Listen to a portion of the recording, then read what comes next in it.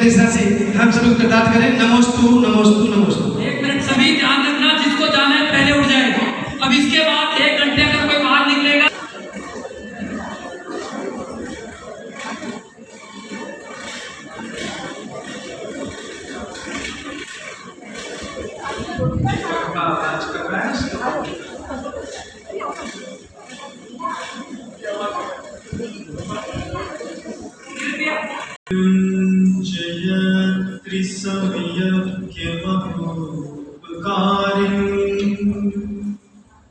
भक्त्या नमामि भवतः पद पद्मयुग्मम् दुष्कर्म भञ्जन कृते चलतिर्ममास्तु नद्या विना भवति नैव शिलाभिदा आचाराणां विघातेन कुदृष्टीनां च संपदा धर्मं ग्लानि परिप्राप्त मुच्यन्ते जिनोत्तमा मुच्यन्ते जिनोत्तमा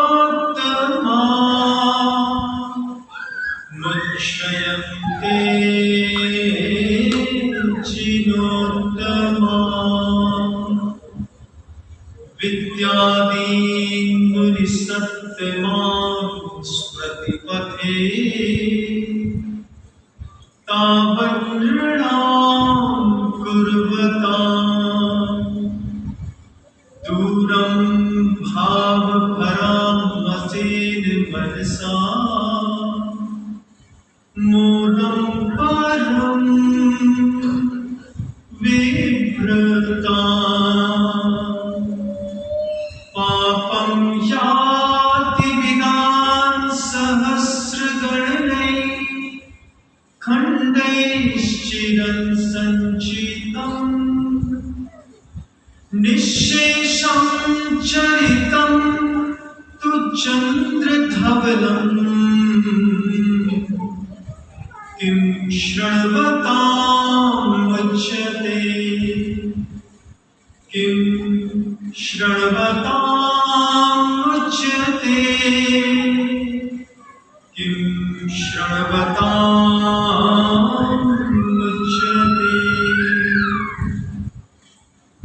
अहिंसा परमो धर्म की परम पूज्य आचार्य भगवंत गुरुदेव श्री विद्यासागर जी महाराज की वर्तमान आचार्य परमेष्ठी गुरुदेव श्री समय सागर जी महाराज की आज के दीक्षा दिवस महोत्सव की बोलिए परम पूज्य श्री विनम्र सागर जी महाराज की समस्त मुनि संघ की। सही दर्द और सही दवा अगर सही समय पर मिल जाए तो जीवन को बदलने में 1 साल से ज्यादा समय नहीं लगता। एक बार फिर कहता हूं, सही दर्द और सही दवा सही समय पर मिल जाए तो जीवन को बदलने में 1 वर्ष से ज्यादा समय नहीं लगता। ये शब्द पूज्य गुरुदेव के हैं। गुरुदेव हम लोगों को कहते थे और हमने उनके जीवन में झांक करके ये चीज देखी कि संसार से निकलने का जो दर्द है वो उनको सही समय पर पैदा हुआ। 9 साल की उम्र में मन के अंदर दर्द पैदा हुआ कि यहां से बाहर निकलना है। सही दर्द। हमारे आपके कोई दर्द है? ये दर्द भी कोई दर्द है? बाथरूम का दरवाजा बनवाने का दर्द है एक फ्लोर खड़ा करने का दर्द है, किसी को एक दुकान खोलने का दर्द है, किसी को पढ़ाई का दर्द है, किसी को साड़ी खरीदने का दर्द है, किसी को लाड़ी और गाड़ी का दर्द है। ये भी दुनिया के कोई दर्द है? जिन दर्दों में आप और दुनिया जीती है, ये दर्द नहीं है, ये भ्रम है। सही दर्द पैदा करो दिल के अंदर। 16, 17, 18 साल की उम्र में जब बच्चा 12वीं पास करता है ना, तब उसके कुछ लोगों के दिमाग में सही दर्द पैदा होता है। देश के सैनिक बनते हैं, दिन भर प्रैक्टिस करते हैं, माउजर उठाते हैं, गन उठाते हैं।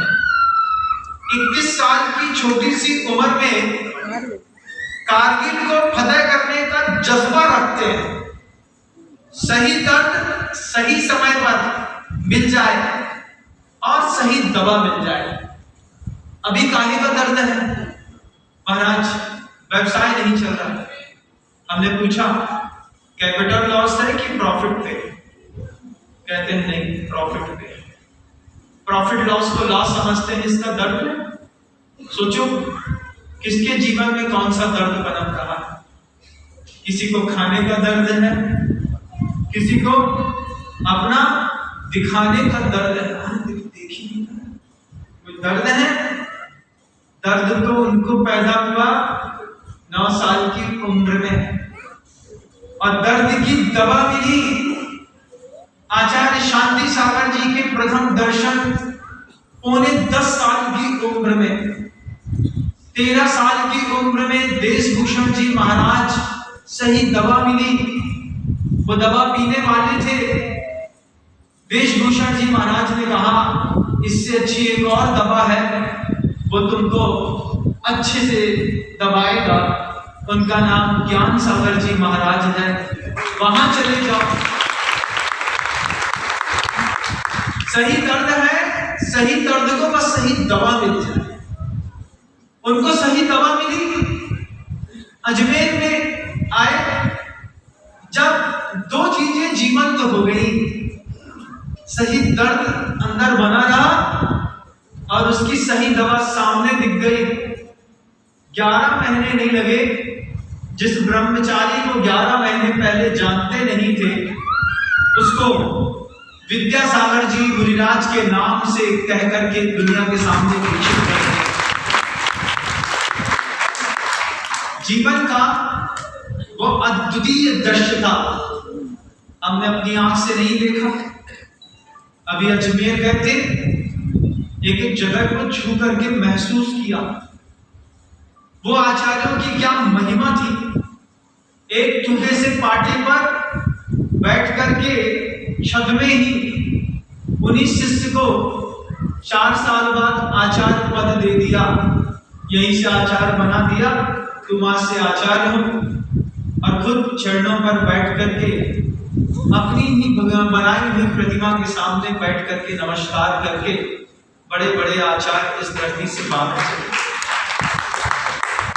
इस शब्द को ध्यान में रखिएगा, सही दर्द सही समय पर, और उसकी दवा भी सही मिल जाए तो जीवन को बदलने में 1 साल से ज्यादा नहीं। गुरुदेव छोटी सी चिंगारी बनकर के इस दुनिया में लोगों के सामने धीरे धीरे आए।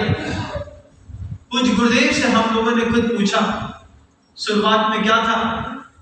आचार्य जी बोले कोई पहचानता तक नहीं था, रोड में निकलते थे तो लोग हंसते थे। फिर कैसे आगे बढ़े? कुछ गुरुदेव ने कहा दादा गुरु ज्ञान सागर जी महाराज की कृपा है, देश के जितने भी शीर्षस्थ और मूर्धन्य विद्वान थे, जब एक शहर छोड़कर के दूसरे शहर में जाता था तो इधर से विद्वान का उधर के विद्वान को फोन जाता था। अपने पंडित पूरमल जी के शिष्य हैं और प्रिय हैं, उन्हीं ने आचार्य पद इनको दिया है। बस इतनी सी आइडेंटिटी ने पूरी दुनिया में आचार्य जी के लिए एक स्पेस खड़ा किया। किस चीज पर? जब बच्चे के पीछे बाप का नाम जबरदस्त जुड़ा हो तो फिर काम जबरदस्त होता है। आचार्य जी के शब्द हैं, तुम्हारे पीछे, जिसके पीछे तुम्हारा नाम जुड़ा हो, उसको संभालने की जवाबदारी तुम्हारी। मेरे पीछे मेरे पिता का नाम जुड़ा है, मेरे हर काम को संभालने की जवाबदारी उनकी है।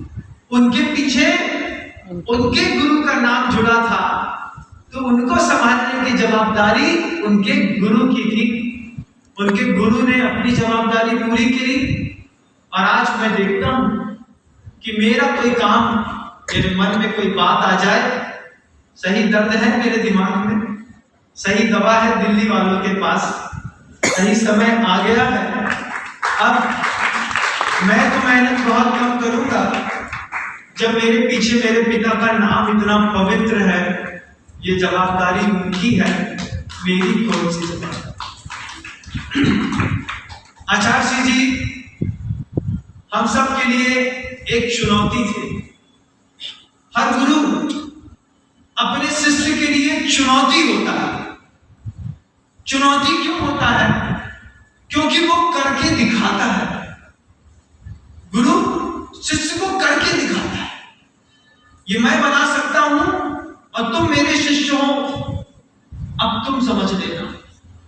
गुरुदेव उनकी हर चर्या, उनका हर संवाद, उनका हर वैभव, उनकी सोच, उनका अनुष्ठान, उनका विहार, हर चीज हमारे लिए चुनौती है। हर चीज गुरु शिष्य के लिए चुनौती बनता है। कैसी गजब की चुनौती। आज आंख बंद करता हूं, समाइक में बैठता हूं, मैं अपने गुरु की चुनौतियां देखता हूं।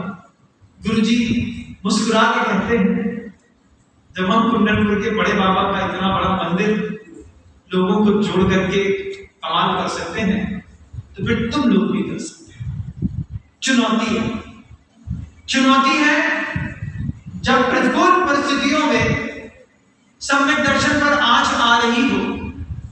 वो चुनौती हमने देखी है।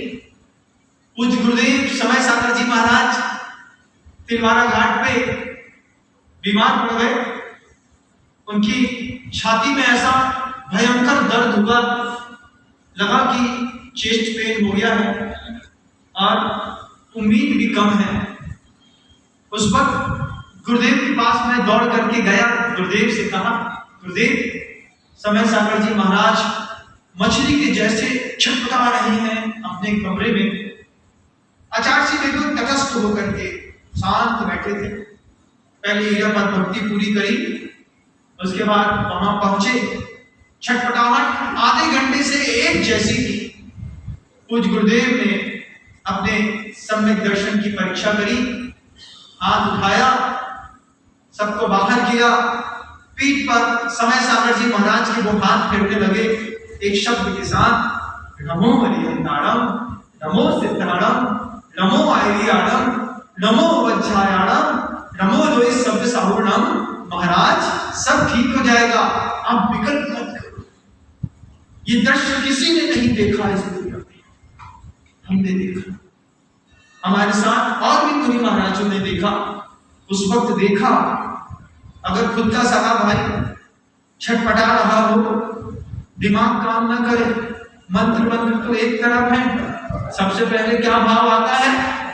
डॉक्टर को बुलाओ, दिखाओ इनको। उन्होंने कहा किसी डॉक्टर को नहीं बुलाना, पंच परमेश जी के हाथ का स्पर्श इनके लिए काफी है। 15 मिनट तक हाथ फेरते रहे। 15 मिनट बाद समय सागर जी महाराज उठ करके बैठ गए।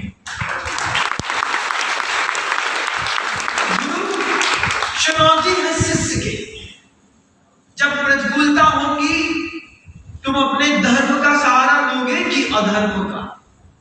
आज उस चुनौती को अपनी आंख से जीता है विनम्र संत। गुरु की चुनौतियां हर एक चीज पर है।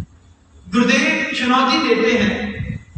जब मैं इतनी सारी गौशालाओं के निर्माण की प्रेरणा दे सकता हूं, वो लोग इसको खोल सकते हैं, फिर तुम इसमें भूसे और चारे की व्यवस्थाओं के लिए तो लोगों से कह नहीं सकते। इतना पुण्य तो है। गुरु चुनौती है। गुरु की चुनौतियां सर माथे पर स्वीकार करेगा शिष्य, क्योंकि गुरुदेव ने भी अपने गुरु की चुनौती स्वीकार करी थी। दादा गुरु ज्ञान सागर जी महाराज जी ने कहा था गुरुदेव से, मेरी तो सामर्थ चली गई, गुरुकुल बनाना है इस बात को ध्यान रखना। एक शब्द दुनिया छोड़कर के जाता हुआ व्यक्ति कान में एक शब्द बोल रहा है, गुरुकुल बनाना है।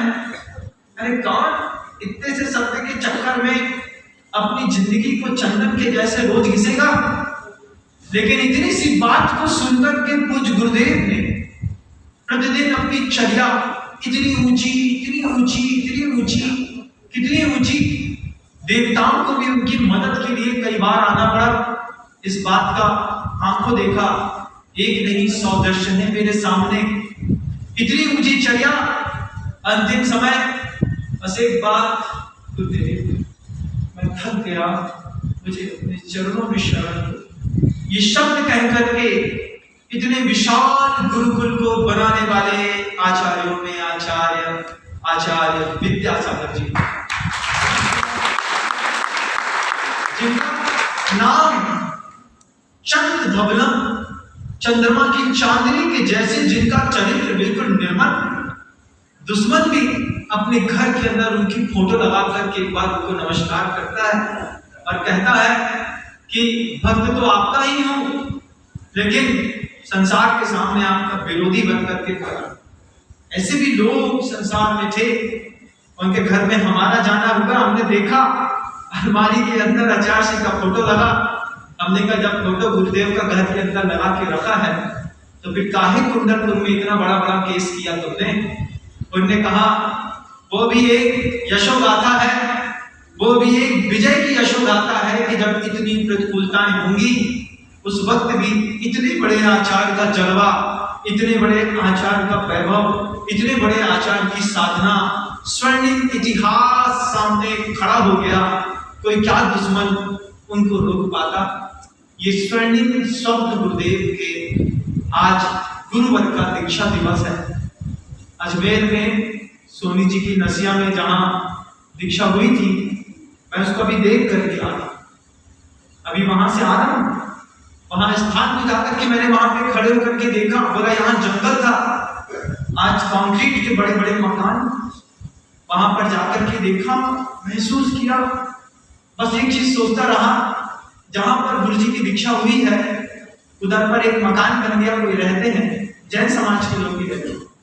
हमने कहा जहां पर गुरु की दीक्षा हुई है यहाँ पर लोग रह करके क्या करते होंगे? फिर किसी ने बताया मकान तो बना, इस मकान में कभी काम भूख की कथा नहीं हुई, ये मकान बना करके जैसा छूटा था आज तक वैसा का वैसा ही पड़ा हुआ है। ऐतिहासिक दस्तावेज एक नहीं 1000 है, क्योंकि गुरु चुनौती है तुम्हारे लिए।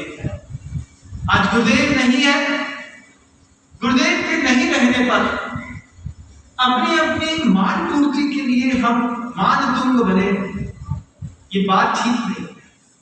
आज गुरु जी असली चुनौती है। बाप के मरने के बाद लड़के के लक्षण पूरी समाज देखती है। बाप मरता है, जब तक पिता थे तब तक तो हमारे लक्षण बहुत अच्छे थे, जब तक पिता थे तब तक हम पिताजी पिताजी कहकर के काम करते थे। सुबह 8 बजे दुकान खोलते थे, रात को 10 बजे बंद करते थे। जिस दिन से पिताजी मरे उसी दिन से हाथ में सिगरेट और सिगार लेकर के घूमते मिलो। तो पिता के मरने के बाद पुत्र का लक्षण पूरी दुनिया देखती है। ये लक्षण दादा गुरु ज्ञान संकर जी के जाने के बाद गुरुदेव के लक्षण पूरी दुनिया ने देखे। आज गुरुदेव के जाने के बाद उनके हर शिष्य का लक्षण पूरी दुनिया देखती है। एक का नहीं, 2 का नहीं, 3 का नहीं, जितने शिष्य हैं सबके लक्षण पूरी दुनिया देखती है। गुरु जी के सामने जिनकी चू और चा नहीं निकलती थी, अब वे ते और वे बोल रहे हैं, ये लक्षण भी दुनिया देखती है। और गुरु के सामने जो चुप रहते थे, आज सिर्फ गुरु की बात करते हैं, उन पुत्रों के लक्षण भी पूरी दुनिया देखती है। दुनिया सब देखती है। दुनिया में जब पुत्र होते हैं कई प्रकार के होते हैं कि नहीं? आपके घर में भी 4 पुत्र होंगे, उन 4 में किसी एक पुत्र के ऊपर आपको विश्वास होगा, मेरा बुढ़ापा इससे सध जाएगा, ये लड़का तो किसी काम नहीं आने वाला, इसकी पत्नी धोखेबाज निकलेगी। एक लड़का ऐसा होता है कि जिसके ऊपर पिता को विश्वास होता है, और पिता उस लड़की से भी कभी नहीं कहता कि मुझे तुम पर विश्वास है। पिता बस धीरे धीरे धीरे धीरे प्रक्रियाओं में शामिल होकर के घुलता है, और जिसको लगता है कि मेरे पिता हैं, वो उनको लोक लेते हैं, संभाल लेते हैं। आज गुरुदेव चले गए दुनिया में, सिर्फ वो अपना आयुष्य पूरा करके गए। उनकी प्रभावना कल भी थी, आज भी है। उनके जाने के बाद ईमानदार शिष्यों की संख्या कम नहीं है। और पूज्य गुरुदेव से किसी ने कहा था, कितने शिष्य हैं आपके? आचार्य जी ने मुस्कुरा के कहा कि कपड़े उतार करके और पिछी कमंडल लेकर के जो बैठे हैं, उनकी गिनती तो आप किसी धर्मशाला में कर सकते हैं, लेकिन जो कपड़े पहन करके अपने घर में बैठे हैं, ऐसे कितने शिष्य हैं मेरे, इसका कोई अंदाज नहीं। हर पुत्र का लक्षण दुनिया देखती है। आज इधर पर आया, दिल्ली के अंदर चातुर्मास का मन बनाया, तुम्हारे लक्षण भी दुनिया देखेगी।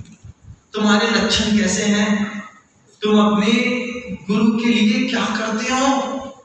तुम अपने गुरु की इज्जत कितनी ऊपर उठाते हो? तुम अपने गुरु को कितना समझते हो? कितना समझते हो तुम अपने गुरु को? तो तुम्हारे गुरु होंगे तो तुम समझोगे। अब तुम्हारे गुरु ही नहीं है तो बात, एक बात हो गया। गुरु शिष्य को उठा रहा था, बेटा उठ, सुबह हो गई।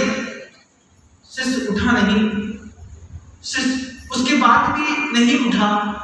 गुरु ने 2-3 बार उठाया, नहीं उठा। फिर अचानक शिष्य के कान के पास गधा के रेंगने की आवाज आई।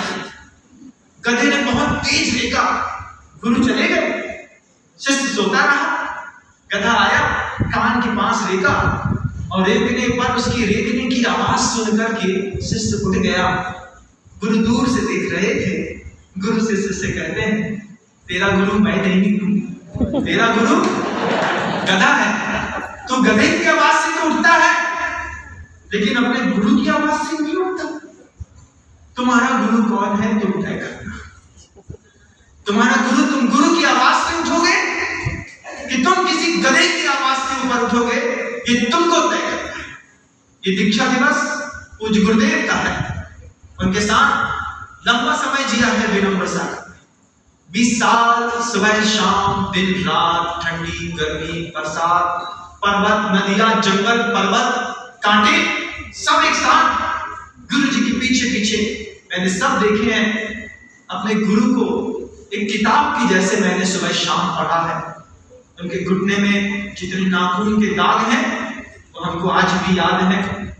उनके माथे पर जितने भी छोटे छोटे कांटों के निशान हैं वो मुझे आज भी याद है। मेरे गुरु के पैर पर कहां पर भट्ट पड़ी है। अभी सुधीर जी हमारा पैर छू रहे थे, दिन दबा रहे थे। उन्होंने कहा गुरु की जैसी आपके पैर में भी मांस की भट्ट पड़ने लगी। हमने कहा आंख बंद करते हैं तो उनके पैर की एक एक भट्ट मुझे हाथ पे स्पर्श है। गुरु कैसा होता है आप क्या समझेंगे? गुरु कैसा? रात के 11 बजे अंधेरे कमरे में शिष्य अगर गुरु को छू ले, हम लोग अमरकंटक में भैया वृत्ति करने के लिए पूज्य गुरुदेव के पास जाते थे। खूब ठंड पड़ रही थी, दिन के उजाले में पूज्य गुरुदेव के पास समय नहीं रहता था। अंधेरे में गए, अंधेरे में जाकर के भैया वृत्ति आधा घंटा 5 घंटा कर दी, लौट के आए। सुबह गुरुदेव कहते हैं ये विनम्र 10:30 बजे रात को आया था, 11:30 बजे रात को गया। हमने अपने आप से पूछा आपकी तो आंख बंद थी, कैसे देखा कि विनम्र आया कि निस्वार्थ आया? तब गुरु कहते हैं गुरु अपने शिष्य के स्पर्श से पहचानता है कि कौन से शिष्य का हाथ लगा। स्पर्श से गुरुदेव हम सब सबको पहचानते थे। 50, 70, 80 साधु हैं, आंख बंद कर दो, गुरु महाराज की पट्टी लगा दो, उनसे पूछो किसका हाथ लगा है, तो गुरु बता देंगे ये इसका हाथ है। किसी का कठोर है, किसी का मुलायम है, किसी का ठंडा है, किसी का गर्म है, किसी की उंगलियां मोटी है, किसी की पतली है, किसी को पसीना आता है, कोई तेज दबाता है, कोई मुलायम दबाता है, कोई मजाक करता है, कोई खिलाता है। गुरु को सब पता है। ऐसे महान गुरु के हम एक अच्छे शिष्य बनने का सौभाग्य प्राप्त कर पाए, अपने जीवन का सौभाग्य है गुरु। ये पर्याय धन्य हुई, सही दर्द, सही दवा, सही समय पर हमको मिला। हर छोटी उम्र में आने वाले शिष्य को देख करके गुरुदेव ऐसा खुश होते थे, इसको भी सही समय पर दर्द उठा है। कल्पना करिए, पेट में 9 महीने का बच्चा हो जाए और महिला को लेबर पेन ना हो, उसको पता ही ना चले पेट में 9 महीने का बच्चा है, दर्द ही नहीं हो रहा। जब 9 महीने के बच्चा पेट में हो, 9.25 महीना हो जाए, 9 महीने 20 दिन निकल जाए, फिर डॉक्टर के पास जाकर के महिला कहती है 9 महीना हो गया, दर्द ही नहीं है, दर्द नहीं है, कैसे नहीं है? लगाती है वो इंजेक्शन ऑक्सीटोसिन का, एक इंजेक्शन लगाती है 50 पैसे। फिर लेबर पेन शुरू होता है। उस प्रसव की पीड़ा के बाद मां के चेहरे पर जो आनंद है वो देखने लायक है। कल्पना करिए, आपके संसार से निकलने का समय मान लीजिए अभी आ गया और आपको दर्द ही नहीं है, संसार छोड़ना है मुझे। हाँ नहीं महाराज, अभी तो रहना है। कब तक रहना है? अंतिम समय तक यही रहना है। गुरु जी ने हम सबसे कहा था, घर में पैदा होना मजबूरी है और उसी घर में मर जाना दुनिया का सबसे बड़ा अभिशाप है। हम जिस घर में पैदा हुए, पैदा होना मजबूरी है, कहीं ना कहीं तो पैदा होंगे। वो सतलगा में हुए, कोई और कहीं हुआ, आप कहीं हुए। घर में पैदा होना हर इंसान की मजबूरी है, उसी घर में मर जाना इंसान का सबसे बड़ा दुर्भाग्य है। सबसे बड़ा क्या चीजें हैं गुरु महाराज की अंदर देते थे। आचार्य जी कहते थे हम लोगों से, क्या जीवन जी के आए हैं, आप क्या जानेंगे। अभी तो मंच है, माला है, माइक है, कैमरा है, बहुत सारे लोग हैं, नेम है, फेम है, जलवा है, लोग देखते हैं कौन महाराज आए हैं। दिल्ली वाले भी बिना बुलाए आते हैं, जानते हैं कि नम्र सागर कौन है, कैसा बोलते हैं, सबको सब पता है मेरे बारे में, अंदर भी और बाहर भी, कुछ छुपा थोड़ी है, सब खुला खुला है। लेकिन शुरुआत कैसे हुई? कुछ गुरुदेव कहते थे शून्यता को बर्दाश्त करना सीखो। गुरु महाराज का उद्बोधन हम लोगों के दीक्षा हुई। दीक्षा होने के बाद एक काम, बस जो काम समय सागर जी महाराज करते थे, आचार्य जी के संग में रहने पर आपने भी गोमटगिरी चातुर्मास में देखा होगा, जिन्होंने और भी जगह देखा होगा। आज आचार्य के पद पर बैठ करके अपने दायित्व को कुशलतापूर्वक निभाने वाले गुरुदेव समय सागर जी महाराज पूरी जिंदगी गुरु जी के संग में दीवार की तरफ मुख करके बैठे रहे। जितनी बार आप जाएंगे वो माला फेंकते हुए दीवार की तरफ मुख करके बैठे हैं। अष्टमी, चतुर्दशी, ठंडी, गर्मी, बरसात कैसी भी हो, उनका उपवास है। चातुर्मास में 3 आहार 1 उपवास उनका नियत है, उन्हें करना ही है। आंख बंद करके बैठे हैं, क्या हो रहा है संसार में कुछ नहीं पता। गुरु जी कहते थे हम सबसे, आपने पूरी दुनिया देख करके आए हैं आप लोग, लेकिन जब इनर वर्ल्ड को देखना होता है, अंदर की दुनिया देखनी होती है, शून्यता को बर्दाश्त करना सीखना होता है। आचार्य जी ने नियम दिया, उपवास करेंगे 64 रिद्धि के 64। जिस दिन उपवास होगा उस दिन दीवार की तरफ मुख करके बैठेंगे, सुबह जंगल के बाद बैठेंगे और शाम को जब सूर्यास्त हो जाएगा उसके बाद उठेंगे। अब बैठने लगे, बड़ी पकाहट, 5 मिनट आंख बंद करके प्रवचन सुनो, समझ में नहीं आता बगल में क्या हो रहा है। दीवार की तरफ मुख करके बैठे रहे। गुरुदेव कहते थे शून्यता को बर्दाश्त करना सीखो, क्योंकि अगर शून्यता को बर्दाश्त नहीं कर पाओगे तो जीवन में यथार्थ को देख नहीं पाओगे।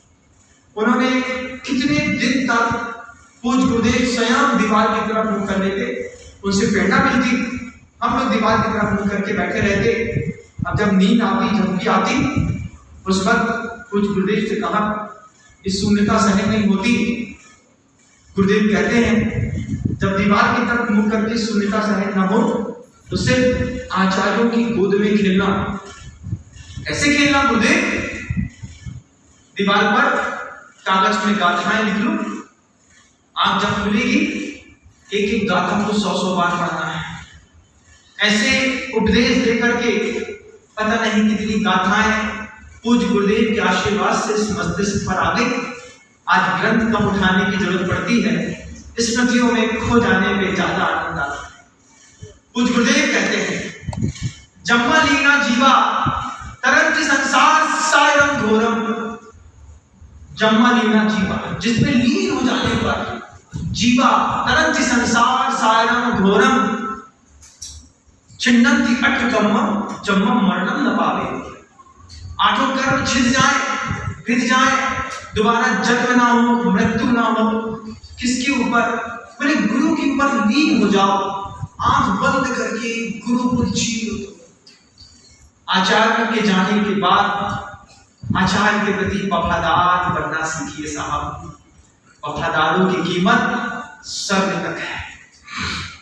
पुत्र वही अच्छा, पिता के मरने के बाद अगर कोई पुत्र रास्ते में जुआ खेलता मिल जाए, सिगरेट पीता मिल जाए, पर स्त्री गमन करता मिल जाए, फालतू की बातें करना मिल जाए, तो लोग क्या कहेंगे भैया? क्या कहेंगे? जब तक बाप जिंदा था तब तक तो बहुत शराफत से रहते थे, बाप के मरने के बाद इनके लक्षण नजर आ रहे हैं। लेकिन अच्छे पुत्र की भी तो कीमत होती है कि नहीं होती? आप अच्छे पुत्र बनिए।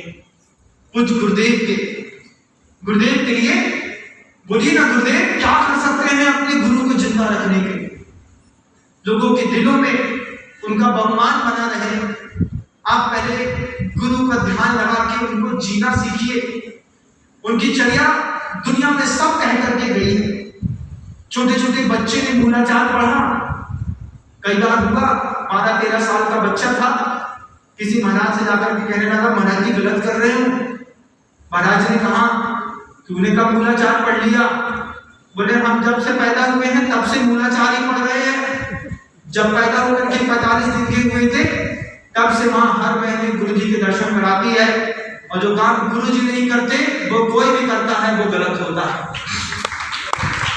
ये मूलाचार छोटे छोटे बच्चों ने बुंदेलखंड में पढ़ के रखा।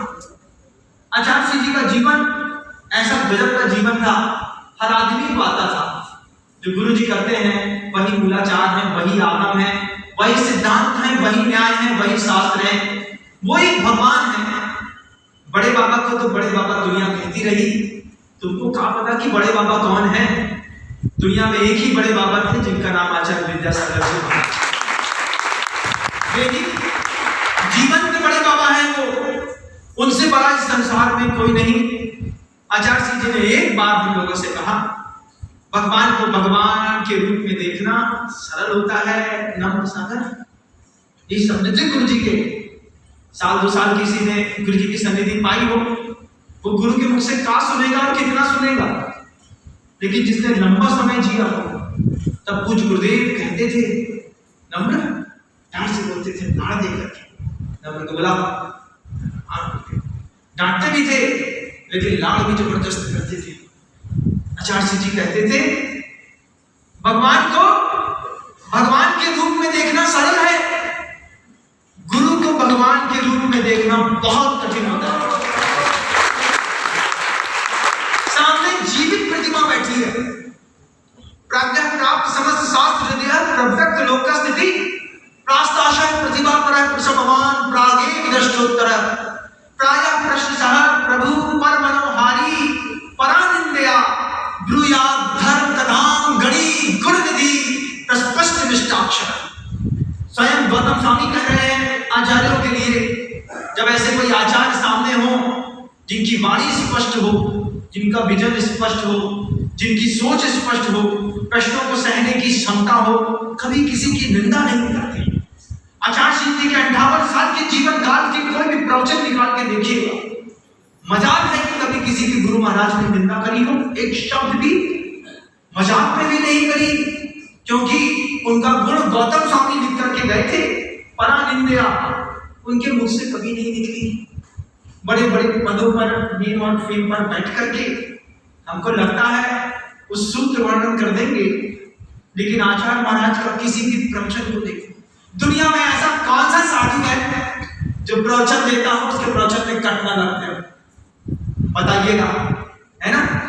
प्रवचन दिया, प्रवचन देने के बाद प्रवचन को कस्टमाइज किया जाता है, भैया ये 2 लाइन काट देना, एक शब्द काट देना, इधर से इधर कर देना। लाइव चलाने वाले भी बैठे रहते हैं, लाइव चलाने वाले को भी इतना ट्रेन कर दिया जाता है कि अगर मुंह से सब निकलेगा, मैं नाम पूछता मिलूंगा, मैं किसी को डांटता दिखाता मिलूंगा, तुरंत नेम और फेम चेंज कर देना, कैमरा दूसरा चालू हो जाता है। दूसरी बात आ जाती है, एक शब्द कह करके कब निकल गया पता नहीं चला। दुनिया में ऐसा कौन सा साधु है जो बिना कट के अपना प्रवचन पेश करता हो? एक आचार्य महाराज और पूछे गुरुदेव समय सागर जी महाराज, पूरे प्रवचनों में एक कट नहीं लगाना पड़ता साहब, क्योंकि एक बात बिल्कुल छनी नबी तुली गंगा जल के जैसी निर्मल बहती है। हम ये मंच वाले महाराज जब से बने तब से हमको इस मंच की महिमा समझने में बड़ा समय लगा। हम पहले समझते थे मन में हो सो वचन उचलिए, फिर समझ में आया कि वचन में उचल तो देख, लेकिन कैमरा पकड़ लेगा, कैमरा पकड़ लेगा, एविडेंस आदमी भूल जाएगा, मशीन कभी नहीं भूलती कोई बात को। तो फिर मैंने समझा धीरे धीरे कदम बढ़ाना है, हद से गुजर जाना है, धीरे धीरे कदम बढ़ाना है। मैंने धीरे धीरे कदम बढ़ाए, जैसे जैसे मेरे कदम बढ़ते रहे, जैसे साइकिल चलाते हुए बच्चे को पिता पीछे से सहारा देता है, पकड़ता है, पीछे पीछे दौड़ता है, एक बार पिता को एहसास होता है ये चला लेकर नहीं गिरेगा, इसका घुटना नहीं टूटेगा, फिर बोलता तो है कि हम पकड़े हैं, हम पकड़े हैं, हम पकड़े हैं, लेकिन पीछे से पिता धीरे धीरे चल रहा होता है। आपने भी अपने बच्चे को ऐसे खड़ा किया होगा, मुझको भी मेरे गुरु महाराज ने ऐसे खड़ा किया। मैं गुरुदेव से कहता था आप पीछे से देखते रहिएगा, संभालते रहिएगा, वो हाँ हाँ हाँ हाँ करते करते डोंगरगढ़ से अनंत की यात्रा पर चले गए। आज भी आंख बंद करता हूँ, उनसे पूछता हूँ पापा पकड़े हो ना मुझे? हाँ बेटा पकड़ा हूँ, दूसरा सहारा है ना, गुरुदेव समय सागर जी महाराज दिए ना तुमको, वो संभाल रहे हैं। उन्होंने धीरे से उसी स्टाइल में, उसी तरीके से साइकिल को सहारा देते देते देते देते कुंडलपुर से आज दिल्ली तक ला करके खड़ा किया। इसमें न मेरी कोई भावना थी, न मेरा कोई भाव था, वो तो मेरे पिताजी का आशीर्वाद था, मेरे गुरु महाराज गुरुदेव समय सागर जी महाराज जी का आशीर्वाद था। वे मेरे गुरु भी हैं, वो मेरे पिता भी हैं, वो मेरे भाई नहीं हैं। दीक्षा एक साथ लेने पर कितना भी बड़ा हो, कभी मेरे भाई नहीं रहे। कई बार मुंह से निकल जाता है गुरु भाई गुरु भाई, वो भाई नहीं है, वो या तो पिता है या तो गुरु है। बस जो भी है गुरुदेव समय सागर जी महाराज जी का एक पावन आशीर्वाद था। गुरुदेव ने कहा कि कई बार गंगा को घर तक जाना पड़ता है, आचार्य महाराज के निर्मल संदेश, आचार्य महाराज की निर्मल स्मृतियां, उनके गुरु के गान का गौरव और गरिमा एक बार दिल्ली वालों को भी सुनाना है। जब मोहल्ले मोहल्ले में जाकर के दूल्हा टीका लगवा सकता है, तो फिर मोहल्ले मोहल्ले में जाकर के साधु धर्म की प्रभावना क्यों नहीं कर सकता?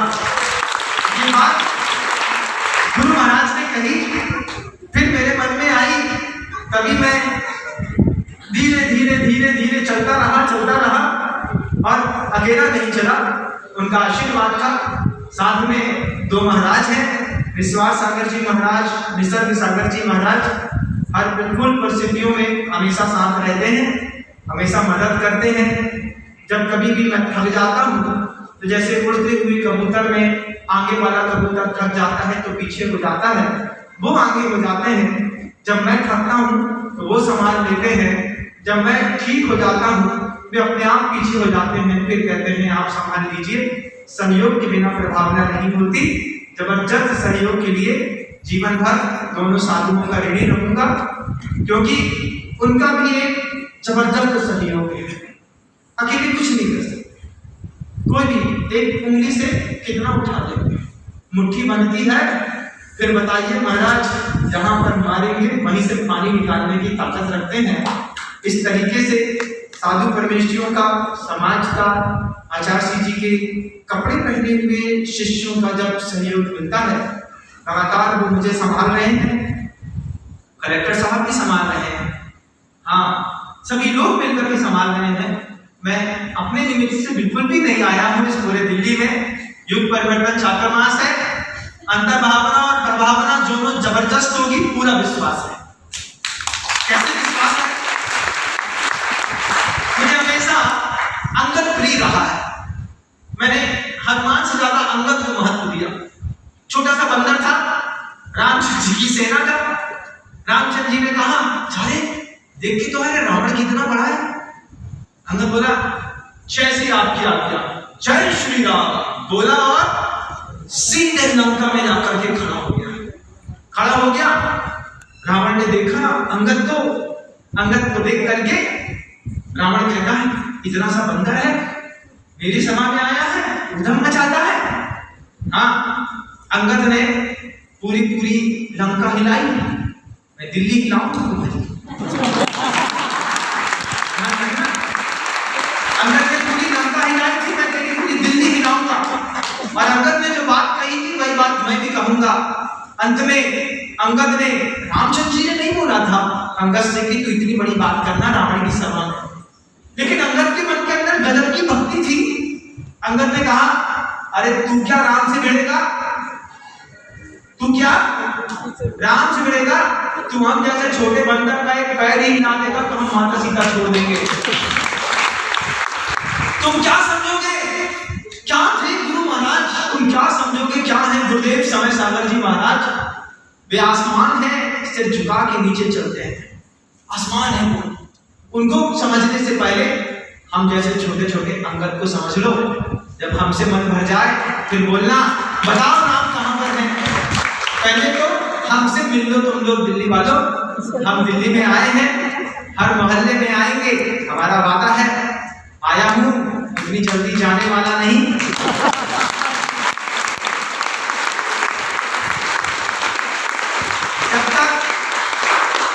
जब तक हम तुम हमको अच्छे से न समझ लें, क्योंकि पिता के जाने के बाद परीक्षा है शिष्य की कि अब तुम पिता के लिए कितने ईमानदार।